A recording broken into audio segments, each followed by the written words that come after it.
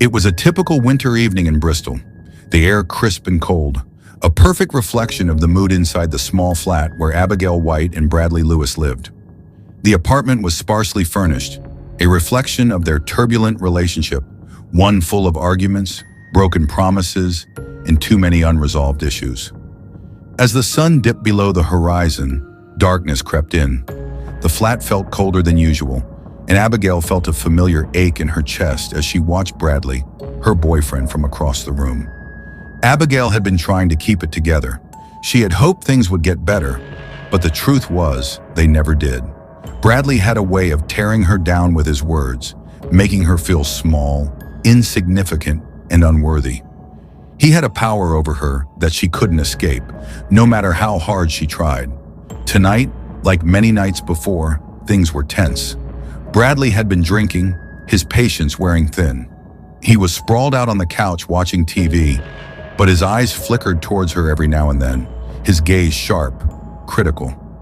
Abigail could feel the tension in the air, the same heaviness that always seemed to fill the space between them.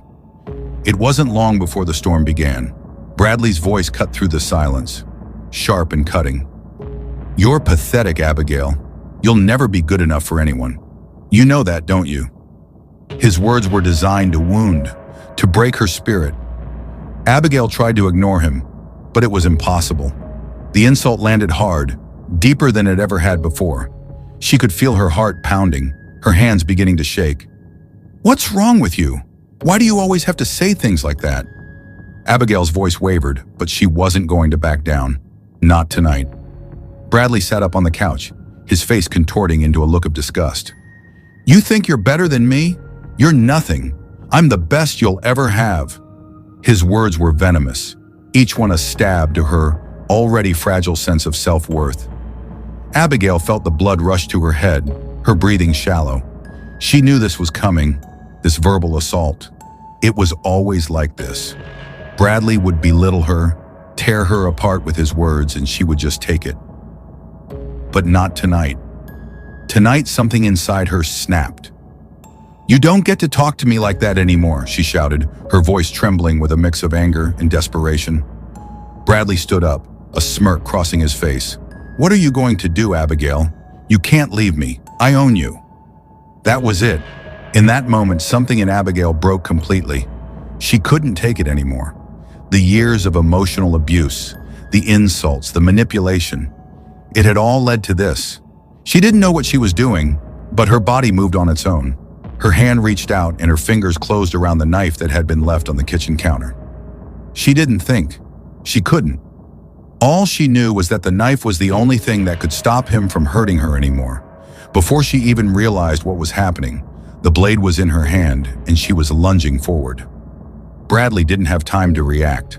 The knife found its mark, plunging into his chest with a sickening thud. Blood spilled out, staining his shirt, his body jerking violently as he gasped for air. He stumbled backward, his face frozen in shock and disbelief. Abigail stood there motionless, the knife still gripped in her hand, her mind struggling to comprehend what had just occurred. She had never meant for it to happen like this, but now there was no taking it back. The apartment seemed to close in on her, the walls pressing down with an unbearable weight. Time slowed as Abigail stood in the middle of the room, her heart racing, her body trembling. She stared at Bradley, who was on the floor now, struggling to breathe, his chest rising and falling erratically. His hands clutched at the wound in his chest, but it was clear he wasn't going to make it. For a moment, everything was still.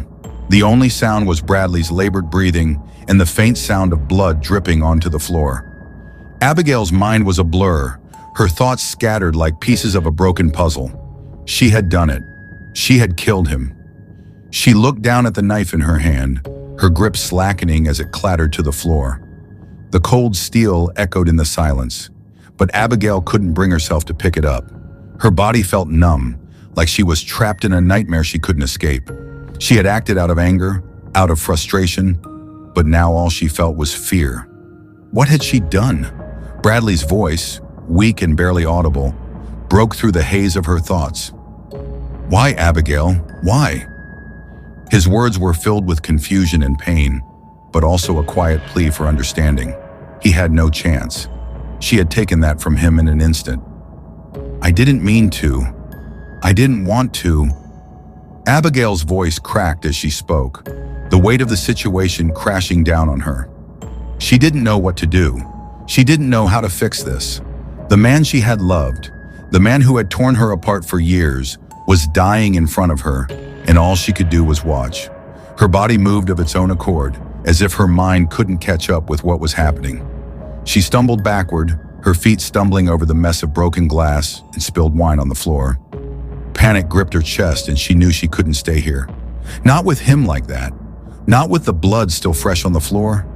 She turned and ran, her breath coming in ragged gasps. Her feet took her down the hallway, out of the flat, into the night. She didn't know where she was going, but she couldn't stay. Not in that place. Not with the evidence of what she had done so close behind her. Abigail wandered the streets of Bristol, her mind in a haze, her body on autopilot. The night air felt cold against her skin, but it couldn't freeze the panic inside her. She had no plan, no direction. She just kept walking, hoping that if she walked long enough, the nightmare would end and everything would go back to the way it was. But she knew that wasn't true. There was no going back. As the hours passed, the weight of what had happened started to sink in. She had taken a life. She had killed Bradley, the man who had been so cruel to her, the man who had broken her down, who had made her feel worthless. She had killed him, and there was no undoing that. Her phone buzzed in her pocket, but she ignored it. She didn't want to talk to anyone. She didn't want to explain what had happened. She couldn't even understand it herself. By the time the sun began to rise, Abigail found herself standing in front of a small convenience store, staring at her reflection in the glass. Her face was pale, her eyes bloodshot and wide with fear. She looked like a stranger. The woman who had walked into the flat hours ago was gone, replaced by a woman consumed by guilt and regret. She didn't know how long she stood there, but eventually she made up her mind.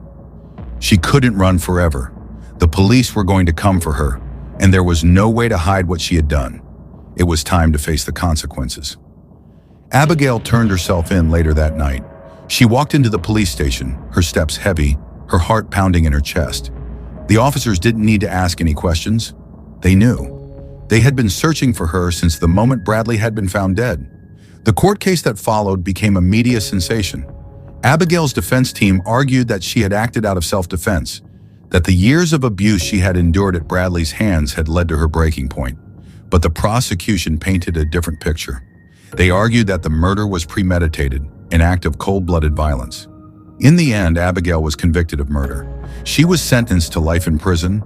It was a bitter sentence, one that would follow her for the rest of her life. She had taken a life, and now she would have to live with the consequences. Her story was one of tragedy, a young woman driven to the edge by years of emotional abuse, who found herself at a point where the only way out seemed to be through violence. But in the end, there were no winners, only loss, only pain. And Abigail White would spend the rest of her life paying for the mistake that had shattered everything she